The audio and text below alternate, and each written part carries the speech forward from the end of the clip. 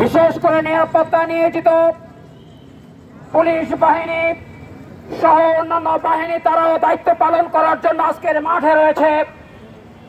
এই সুন্দর অবস্থা বিরাজ করার জন্য প্রথমত রব্বুল আরশের মালিক সেই রব্বুল ইজ্জতের প্রতি শুকরিয়া আদায় করি, সকলে বলি আলহামদুলিল্লাহ।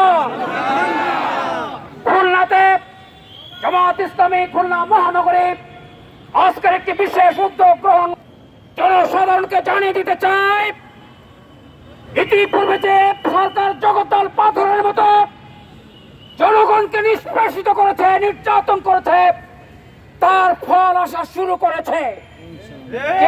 সরকার গঠনের মধ্য দিয়ে আমরা আশা করব এই দেশের সাধারণ জনগণ যাতে নিরাপত্তার মধ্য দিয়ে যানমাল নিয়ে রাস্তায় চলাচল করতে পারে, খাদ্য বস্ত্র বাসস্থান সহ সকল কিছু সব কিছু নিশ্চয়তা পেতে পারে, সেদিকে আজকের কেয়ারটেকার সরকারের প্রতি আমরা উদাত্ত আহ্বান জানাতে চাই।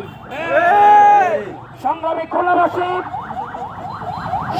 খুলনাবাসী আমরা আহ্বান জানাতে চাই অন্তর্কারের নিকট অনতিবিলম্বে তারা যে দায়িত্বে এসেছেন সেই দায়িত্ব সঠিকভাবে পালন করবেন।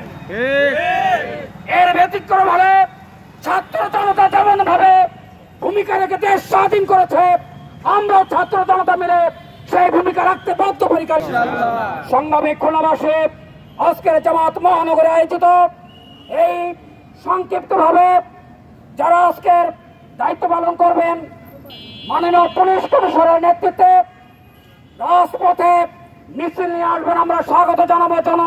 সাধারণকে নিয়ে জনসাধারণকে সাথে নিয়ে আমরা এই মিছিলকে স্বাগত জানাবো, সেজন্য আমরা উপস্থিত রয়েছি।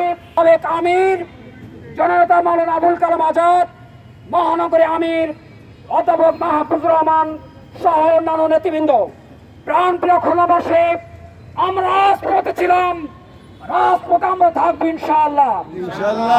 আমরা রাজপথ ছেড়ে যাই নাই, আমরা কোনো দুর্নীতি করি নাই, আমরা কোনো স্বজন প্রীতি করি নাই, দেশের সম্পদ লুট করি নাই, সাথে আমরা ছিলাম, আমরা থাকতে চাই।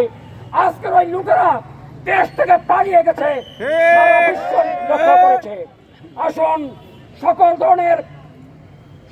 ধরনের অবিচার, সকল ধরনের আমরা গত 5ই আগস্ট বাংলাদেশের দ্বিতীয় স্বাধীনতা আমরা অর্জন করেছি অনেক ত্যাগ এবং তিতিক্ষার মধ্য দিয়ে, যে কারণে 5ই আগস্টকে কেন্দ্র করে ছাত্র আন্দোলনের সাথে সম্পৃক্ত ছাত্র এবং সাধারণ জনতার মধ্যে